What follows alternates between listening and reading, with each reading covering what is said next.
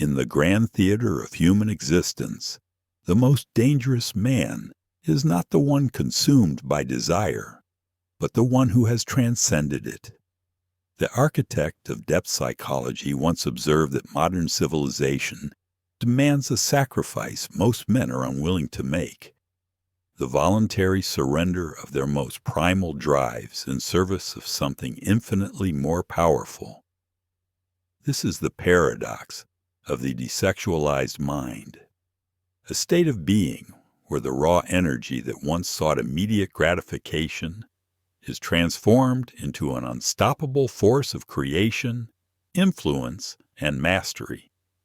It is the alchemical process by which base metal becomes gold, where the very essence that makes us human is refined into something approaching the divine. Today we descend into forbidden territory. We will explore the psychological architecture that separates the sovereign from the slave, the creator from the consumer, the master from the masses.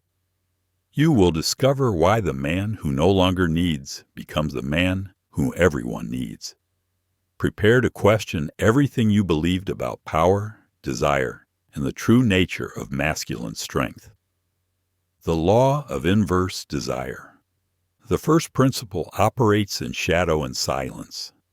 The less you need from others, the more they are drawn to you. This is not mere strategy. It is the fundamental law of human magnetism written into our deepest psychological structures. When a man ceases to seek validation, approval, or immediate satisfaction from his environment, he creates what the ancients called sacred space around himself. His energy no longer leaks outward in desperate streams, but consolidates into an unshakable center. Others sense this immediately, though they cannot name what they feel. Consider the archetypal figure of the monk who renounces worldly pleasures. Though he seeks nothing, pilgrims travel vast distances simply to sit in his presence. His power lies not in what he possesses, but in what he has willingly released. The energy once scattered across 1,000 small desires now burns as a single, focused flame. In our contemporary landscape, this manifests as the entrepreneur who builds not for quick profit, but for lasting impact. The artist who creates not for fame, but for truth. The leader who guides not for ego, but for purpose. They have learned the secret. When you stop chasing, you begin attracting. The practical arsenal emerges. Withdraw your attention from outcomes you cannot control. Channel the energy you once spent seeking into the work of becoming. Scarcity is manufactured by those who have never tasted abundance of spirit. The architecture of self-possession. The second foundation rests upon an uncomfortable truth. Most men are tenants in their own lives, paying rent to forces they have never examined. The desexualized mind represents ownership of one's internal landscape, a sovereignty that cannot be purchased or granted, only earned through conscious discipline. This self-possession begins with the recognition that every external pursuit masks an internal emptiness. The man who constantly seeks romantic conquest is fleeing from his own incompleteness. The one who accumulates wealth without purpose is medicating an inner poverty. The one who demands attention is starving for self-acceptance. The mythological tradition speaks of the hero who must face the dragon to claim the treasure. But the dragon is not external. It is the untamed aspects of his own nature. The treasure is not gold or maiden. It is the integration of shadow and light into a unified self. Modern society offers endless distractions from this essential work. We are encouraged to externalize our power, to seek our worth in likes, matches, purchases, achievements. The man who turns his attention inward and does the work of integration becomes something rare. genuinely free. The practical arsenal. Establish non-negotiable boundaries with yourself. Create rituals that reconnect you with your deeper purpose. Measure progress not by external metrics, but by internal coherence. The cage is always unlocked. Most prefer the safety of familiar bars. The paradox of detached engagement. The third pillar reveals a mystery that confounds the ordinary mind. The man who cares least about the outcome often achieves the greatest results. This is not indifference. It is a higher form of engagement that operates beyond the desperate mechanics of attachment. When desire becomes addiction, it clouds judgment and corrupts action. The man who must have a specific outcome becomes predictable, manipulable, weak. His need radiates outward like a signal, informing others exactly how to control him.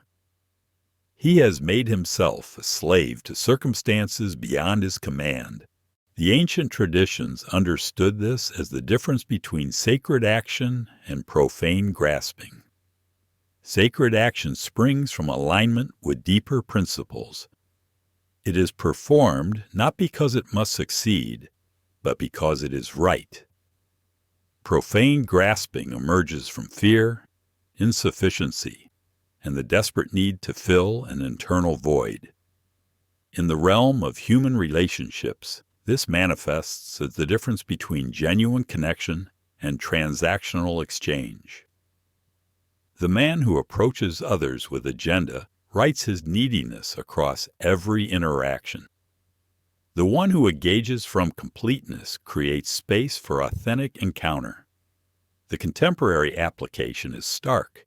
In business, art, relationships, leadership, those who proceed from wholeness rather than woundedness operate with a clarity and power that others find irresistible. The practical arsenal. Before any significant action, examine your motivation. Act from principle rather than compulsion.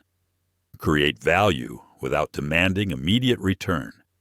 Victory belongs to those who can walk away from the battlefield with dignity intact. The alchemy of transmutation. The fourth foundation addresses the transformation of raw energy itself. The desexualized mind does not suppress natural drives. It refines them into something more powerful than their original form.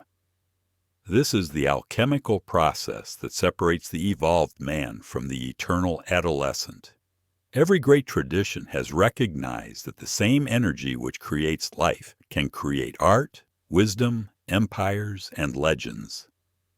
The difference lies not in the energy itself, but in its direction and refinement.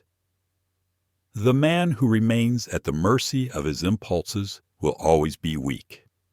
The one who becomes the master of his own forces becomes formidable.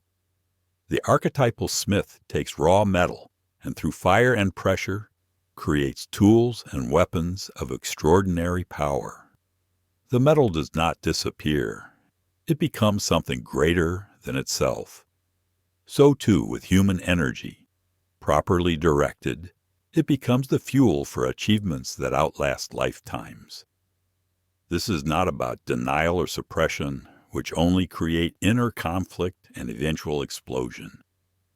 This is about conscious choice, the decision to use your energy as fuel for your highest aspirations, rather than releasing it in moments of temporary satisfaction. In our age of instant gratification and scattered attention, the man who masters this principle gains access to reservoirs of power that others never discover. He becomes capable of sustained effort, deep focus, and the kind of creative work that changes worlds. The practical arsenal. Identify where your energy currently flows. Redirect it consciously toward your most important goals. Use the tension of constraint to build internal pressure that can move mountains. Inflection point, transition and hook. We have established the foundations. Inverse desire, self-possession, detached engagement, and conscious transmutation. These are the pillars upon which the desexualized mind is built.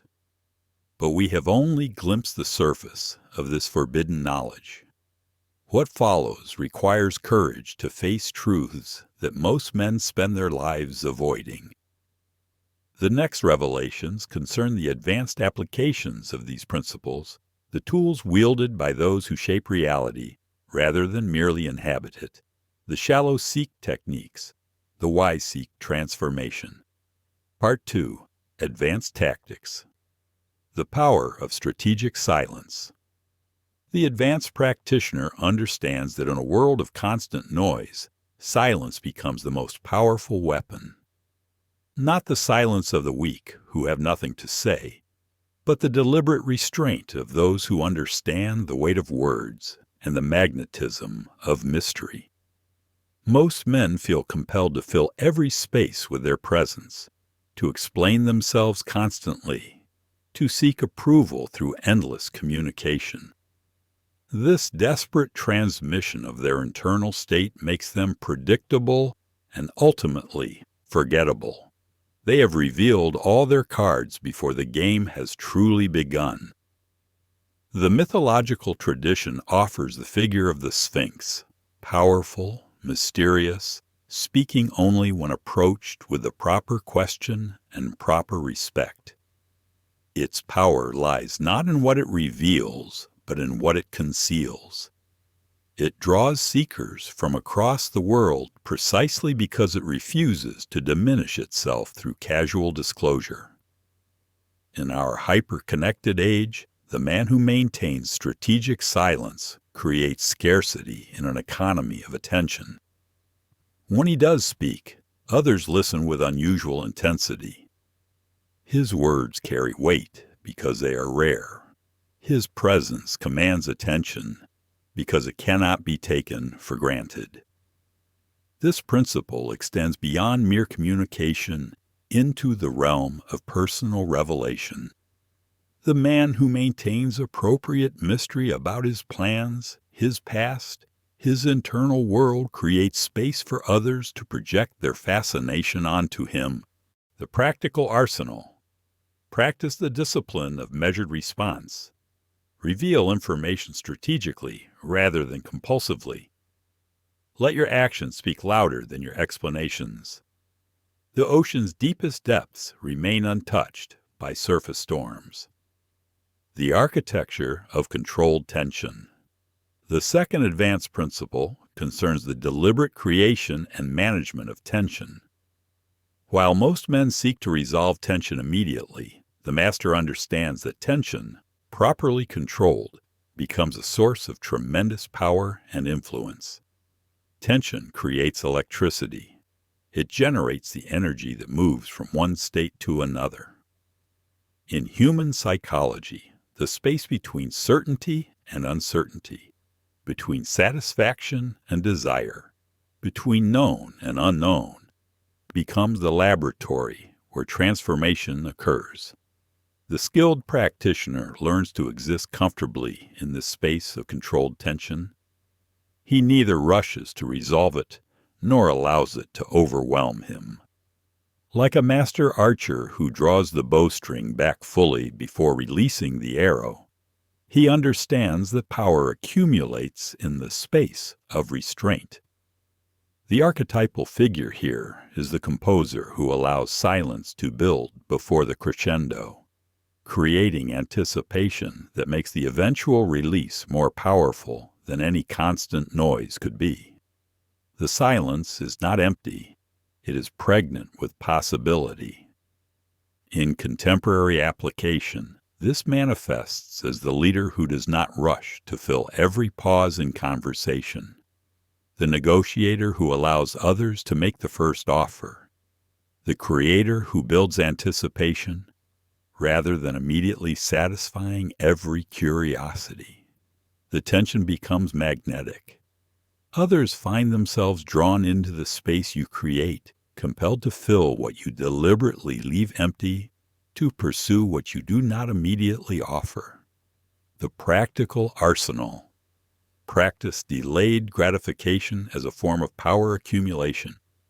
Create controlled uncertainty in your interactions. Master the art of the strategic pause. The bow that remains undrawn holds infinite potential. The mastery of presence and absence. The third principle reveals the dance between being fully present and strategically absent. This is not random inconsistency, but calculated rhythm understanding the psychology of value.